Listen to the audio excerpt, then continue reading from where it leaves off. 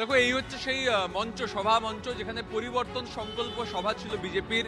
সেই সভা হয় এবং সেই সভায় ত্রিপুরার প্রাক্তন মুখ্যমন্ত্রী বিপ্লব দেব তিনি ছিলেন। এবং তারপরেই দেখা যায় যে হঠাৎ করে একদল দুষ্কৃতী তারা এসে কিন্তু এখানে সভামঞ্চ ভাঙচুর করেন এবং এখানে আগুন লাগিয়ে দেন। কারণটা কি? কারণটা হচ্ছে এই যেখানে সভা হচ্ছিল তার ঠিক 500 মিটারের মধ্যে দূরে সেখানে কিন্তু ব্যাডমিন্টন টুর্নামেন্ট হচ্ছিল এবং দায়িত্বে ছিলেন বড় চেয়ারম্যান সুদীপ পল্লে, তৃণমূল নেতা। এবং এইখানে দুপক্ষের মধ্যেই সাউন্ডের ভলিউম নিয়ে বচসা শুরু হয়, পতাকা লাগানো নিয়ে। তারপর সেটা এক্সটেন্ড হয় এবং তারপর পতাকা ছেঁড়া হয় এবং তারপর কিন্তু সভামঞ্চে আগুন ধরিয়ে দেওয়া হয়, এমনটাই বিজেপির অভিযোগ। বিজেপির তরফ থেকে বলা হচ্ছে যে তৃণমূলের দুষ্কৃতী সমর্থকরা তারাই কাণ্ড ঘটিয়েছেন। একবার ছবিটা দেখো, যে শুধুমাত্র যে ভাঙচুর করা হয়েছে তা নয়, চারদিকে আগুনের যে ধ্বংসস্তূপ ভস্ম হয়ে পড়ে রয়েছে সবকিছু। আগুনের তীব্রতা এত ছিল যে দেখো, যে ট্রাফিক পুলিশের যে সাইনবোর্ড থাকে সেটা পর্যন্ত কিন্তু পুড়ে গিয়েছে এবং দমকল এসে কিন্তু আগুন নিভিয়েছে।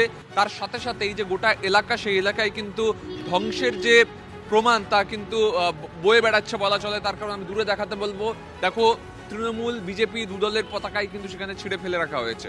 অর্থাৎ রাজনৈতিক উত্তাপের জেরেই কিন্তু এই ঘটনা ঘটেছে। ভোটমুখী যে বাংলা, সেখানে কিন্তু বোঝাই যাচ্ছে যে আমরা একটা ভোটমুখী রাজ্যে রয়েছি এবং তার ছবি সেই যে রাজনৈতিক উত্তাপে পুড়ে যাওয়া মঞ্চ তা কিন্তু আমার পেছনে।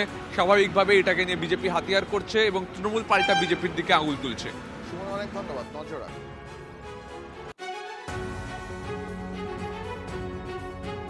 বিকেলে যখন সন্ধ্যের সময় ত্রিপুরার প্রাক্তন মুখ্যমন্ত্রী এবং সাংসদ বিপ্লব দেব মহাশয় সভা করছেন, উনি যখন বক্তব্য দিচ্ছিলেন তখন খুব বাজেভাবে অন্য দিক থেকে সাউন্ডের মাধ্যমে মাইক চালিয়ে মানে ব্যাহত করার চেষ্টা করা হচ্ছিল।